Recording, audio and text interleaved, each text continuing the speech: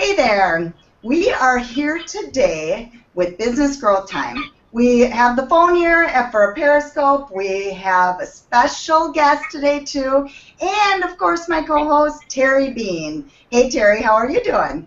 Janet, I am doing excellent, which today I think is what the E is going to stand for in Janet E. Johnson. This is going to be excellent. I could hardly wait to see what the heck we pull off here. Well, Terry and I have this thing where I am more of a planner. I like to, have that plan laid out. Terry likes to, go with the whim of things, and he's been kind of helping me, go that direction a little bit. Well, that's why we have our guest here today, because Periscope brought me together yesterday afternoon with our guest, Stephen. Welcome, Stephen. So glad you could hop on with us. It's an absolute pleasure. Thanks for having me, Janet. Absolutely. Well, let me go backwards a little bit and explain how I met Stephen, and then I want him to introduce his story and his background too. So I did a Periscope yesterday afternoon right before I was headed up to a meeting in I was in the St. Louis Park area. And I'm in Farmington, which, if you're around the world, you don't know, it's about a 45-minute drive. It's a little hike. So I happened to be headed to a meeting, and this gal hopped on, Colleen, shout out to Colleen, because she is on the Periscope right now, too. She said, are you headed to Applebee's? Because I was talking about their campaign, and this is something I want to kind of discuss with Stephen today, too, and talk about that. And I was talking about the Applebee's campaign they did yesterday, and she goes, are you going to Applebee's? And I said, I should, but no, I'm not planning to. And she goes, well, we're going to Applebee's in St. Louis Park at 6:30.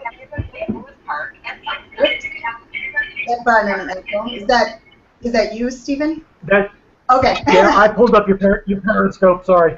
Oh, no problem. Okay. So long story short, I said, hey, why don't I come meet you? The next thing I know, I go meet Colleen at the Applebee's at 6:30 while I'm in the area, and here's Stephen, and what are you doing? Let's go into what this all became and what this was about. Well, the way this started was Applebee's approached me about streaming their new menu items for Taste the Change. So I was watching some of the other live streamers early in the morning. I was watching Jeff Goldberg walking through New York. Up pops Colleen and mentioned she was from Minneapolis. Are you getting an echo? You sound like you're rocking the stadium, Stephen. I love it, dude. You just keep up. Check. Go. So I pinged Colleen and said, "Well, I'm streaming from Applebee's later. Why don't you join up?" She said, "Sure. Where are you headed?" I said, "St. Louis Park." She says, "That's my Applebee's." I said, "Great. Feel free to invite friends. I've got a gift card to make this happen." And lo and behold, a few hours later, there we all were sitting in Applebee's. Who knew? Isn't that kind of crazy? And the interesting thing is, Stephen and I had a lot of we have a lot of very similar connections, but we've never connected ourselves, and here we are in the same city. One of my first Twitter follows was Gary Loper, and I was looking over your digital inventory, and you've got a stream with them, and I was a little awestruck this morning. But that was a neat face to see pop up. Like I said, going back to 2009, he was probably one of the first people I followed. Huh. He's awesome. Yeah. Remember Gary being on the show, Terry? Yeah, like 4 episodes ago. Yeah, he's a great guy. I love all his networking tips and knowledge that he shared. Very, very cool. That's he's a powerhouse. Guys, they're connected. Yeah. That's very cool. So I like the fact that literally 30 minutes ago, Janet and I were talking about what we were going to talk about, making sure we were on point, and she said, oh, by the way, I think I have a guest. So he's got 350,000 Twitter followers.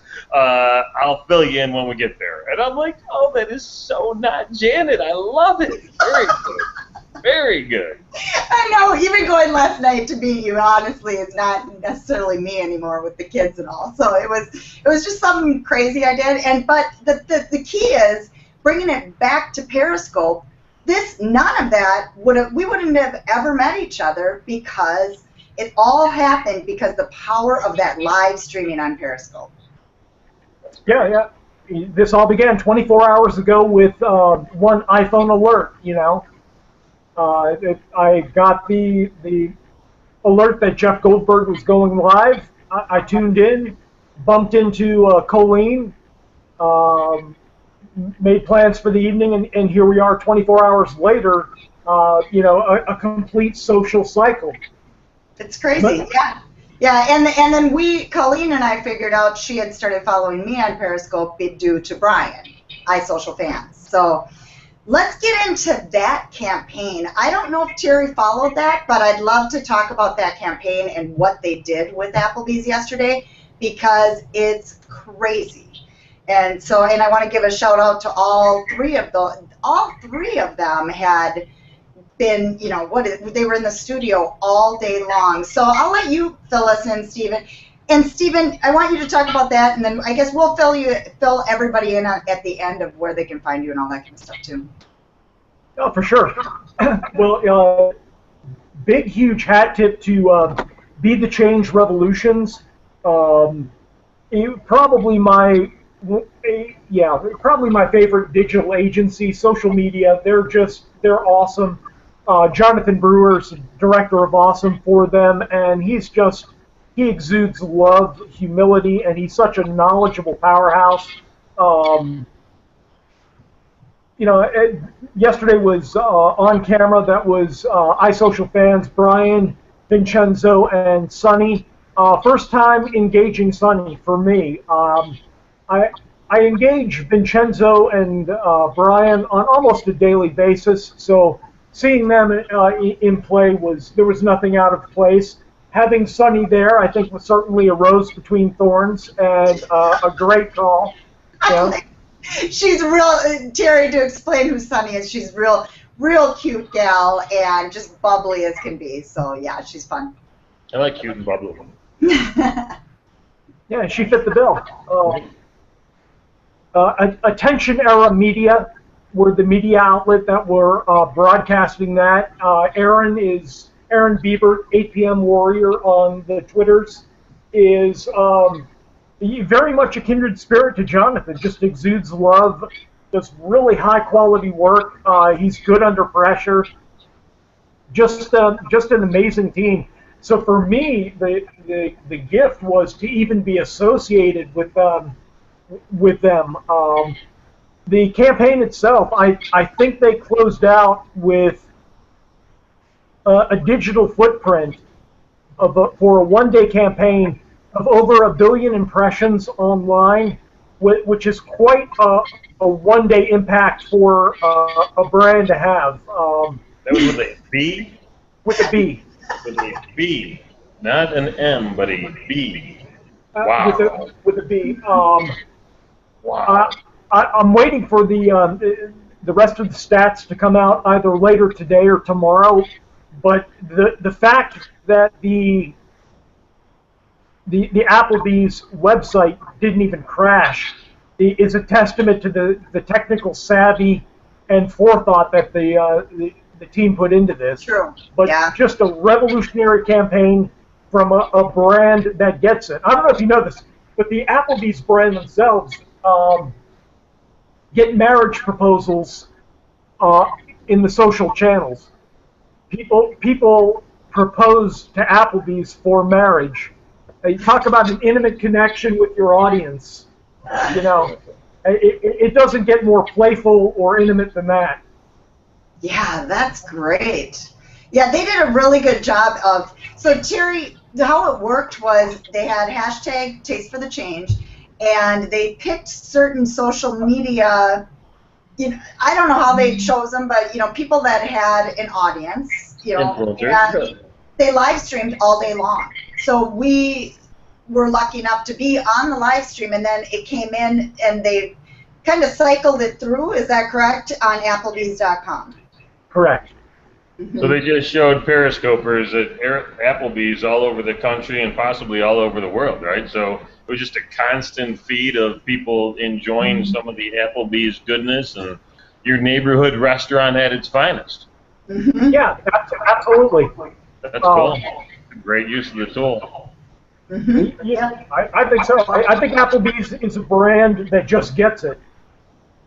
You know, they know how to connect with their audience. They really know how to love their community. And that's an important aspect right there. I love that fact. Yeah, I love how they were able to, they were willing, let's put it that way, to take a chance on this because it might not have worked. You know, this is a newer technology, the whole streaming thing. They were using Meerkat also. They were using Periscope, Meerkat. I don't know if they were using other streaming platforms or not, but I know they had a mix too. So I think it's great that they took that chance, and you don't see big brands doing a lot of that. What could they really lose, though? I mean, think about it. There wasn't a heck of a lot of cost that went into it. You guys volunteered. They threw out some gift cards, right? They got crazy exposure. $1 billion? You said $1 billion with a B still. I mean, that's just a great use of, you know, taking advantage of a really cool opportunity. Can you imagine being in that conference room when someone says, hey, I think we're going to do this. It's going to look like this. This is what I hope to have happen. Nobody said, yeah, we're going to get you 1 billion hits. That didn't come out of anybody's mouth, I can assure you. And look how it went, man. It's great. Hopefully other people follow suit. There's an authenticity there. And I think most of us in the social sphere are really, really clinging to that idea of being a little more grounded, being a little more real, and just kind of actually going for it from time to time. That's a great story. Thank you. Yeah, my pleasure. Here's a great insight to really what happened. Applebee's has a great community. None of us that were live streaming are strangers to one another. I would say everyone that streamed yesterday is someone that was familiar to me, and I would imagine that I'm familiar to them. I can't say that with absolute certainty, but I can say with absolute certainty that I recognized everyone and had seen everyone that streamed yesterday. I'd seen them before. Sonny was the only new face to me. So from a risk management perspective, Applebee's already knew what to expect. There were no wild cards in the mix. Probably I would be the most wild card because I'm not an avid streamer. I'm an avid watcher, and I participate in streams. But they knew exactly who was coming on camera on behalf of their brand. They knew their brand advocates. Bringing them all together was just a moment of genius on their part. Will they do it again? What do you think? I'd imagine. How soon is too soon? Well, they did a Jason Derulo event in Times Square last month. Now that the Cameo is available on Meerkat, there's a whole nother level of possibility that's in front of them. My guess is keep an eye on what the Applebee's brand is doing with live streaming because they're taking the innovative lead. They're utilizing new technology for brand advocacy. I agree.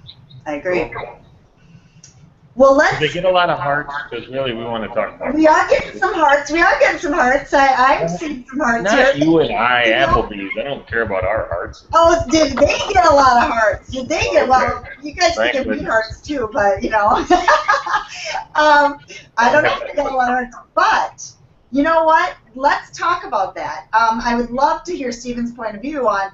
You know, the title of this is comments, likes, shares, and hearts. You know, oh my, it's getting crazy. The whole hearts thing and the likes and the comments and you know we want people to interact, but yet we need to interact too. And I really think Stephen you've done a fantastic job on and Terry, I know you're an advocate of this too, communicating and actually talking to your audience versus talking at the audience. Add to that. Sure. Well, on the hearts and likes portion of what you'd asked, or the statement you'd made, anytime you can incentivize communication, you've done a great thing. We're in an era now where attention is the currency. The gamification of hearts, for example, is brilliant on Periscope's part. The more hearts you get, the more you know your audience is paying attention. And truth be told, it's just telling you they're staying tuned in. That's huge. That's a big deal. Unless they have a really, really fast finger, because if they're going like this, they could do it in 30 seconds. 403 hearts in 12 seconds. It's a new record. And the neat thing about that is it only counts 500 at a time. Mm-hmm. Then you have to leave the broadcast and come back in, and you can add more, and it'll add to the leaderboard, but you can only add 500 at a pop. On Meerkat, it's a bit different. The value proposition is all built around engagement. You actually have to have people talking to you from within your audience to move up in the leaderboard. They have to be sharing your broadcast, liking it, and talking to you. To me, that's a little bit truer. I also like that comments push to Twitter, so you've got a recap of the conversation. You can go back and you can re-engage everyone that was in your broadcast. I love that. That is cool. Yeah. The opportunity to get back with people is really, really key, right? Because so often, like Janet was talking about, we end up talking at people as opposed to with, man. Not following up and responding. It's not just the broadcast tool that everybody wants it to be. It's an engagement tool, and you have to do your part of the engagement, and that's going back to that conversation. Yeah, let me give you a brand use for that on Meerkat. If you've got a hashtag, and you can get people to use the hashtag within the Meerkat chat, then you use a tool like SpiderCube to auto-aggregate everyone using that hashtag within a brand chat. You now have an automated CRM where you can go back and re-engage everyone that was talking to your brand. And it's instant. SpiderCube? SpiderCube from OneCube. You can find Robert, the creator.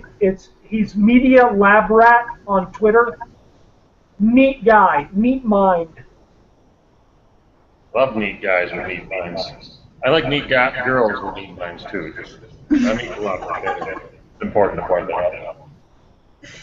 Oh, that's great. Well, this was fun. This was a blast, and this had a lot of information. I think we could go on and on about that whole likes and shares and the new hearts thing. And now that we have all these new platforms, I actually have a content guide that I broke down the different types of social media content that you can use out there. And I'm redoing it right now to add the live streaming, because I have nothing about live streaming in there. And it's social media too. It's actually a on point social media compared to anything else out there. So it's really, really neat the way this world is moving. It's a fast moving game, and you got to keep up with it. Is this like Web 4.0, 5.0? Where are we in the 8.0 now? Not sure anymore. But Stephen, we didn't give you a proper introduction. I would love you to share with our audience your background, where you came from, and what you do now, and where they can find you. For sure. My background is in food and wine. I'm gilded with the Quartermaster Sommeliers. I started in social media part-time down in Orlando many moons ago. Realized I could generate an income building social media profiles for people. Did that part-time. My part-time income rivaled my full-time income, so I did the right thing and went part-time. I've been full-time for 4 years now, building Twitter profiles and Facebook pages for people and brands as the digital cat herder, really doing the grunt work in social media that nobody wants to do, but it has to get done at some point. You can find me on Twitter at Stephen Caggiano. The easiest outreach. Perfect. And we'll put that in the show notes so people. Do you want to spell that because your last name is kind of a tougher one? StephenCaggiano. Perfect. And we will have all that. Can you say thank you, Cleveland, good night? Because I really want to hear that echo through too. Dude, you have the whole arena rock thing going. It's really kind of cool. But let me know when you're going to end it, and I'll do it. That'll be great. Where are you in? So you're in or near Minneapolis too, then? Is that accurate? Correct. I'm in Minneapolis. Where'd you go to high school? Merritt Island, Florida. Okay, so you were like, oh, you know what? It's really kind of warm down here. I'll kick my ass off. So move up to Minnesota. I asked him that exactly last night. I said, I have one question for you. Why? Will you go back to Florida ever? I meant like to move back to live? Possibly. I mean, yeah. I would say my ultimate goal might be San Diego. Yeah, we talked about that last night too. Yeah, that's where a lot of marketers like San Diego. I don't know what it is, but it's a hot happening spot for you. I agree. Well, yeah, we've tried to get out of Minnesota in the Midwest, but somehow we get stuck here. I don't know. Well, awesome. This was such great information. I am so thankful to Brian, and all iSocial fans. He's kind of the one that, in a roundabout way, and he doesn't even know it, connected us. And so it's very, very interesting, the world of social media. Dude, so that happened in internet speed. I like it. I mean, it really did. That was straight up internet speed. Very cool. Exactly. So thank you very much. Thank you guys for joining us. If you haven't yet, we have a Facebook group called Business Growth Time. Feel free to join that, and then you'll be updated on the latest shows that we have out there. And then also you can follow any of us. We're all three on Periscope now, so definitely follow us there too. Thank you. Thanks a lot, Stephen. Thanks, Jerry. Thank you, Cleveland, and good night. You guys have a great one. Thanks for paying attention. See ya.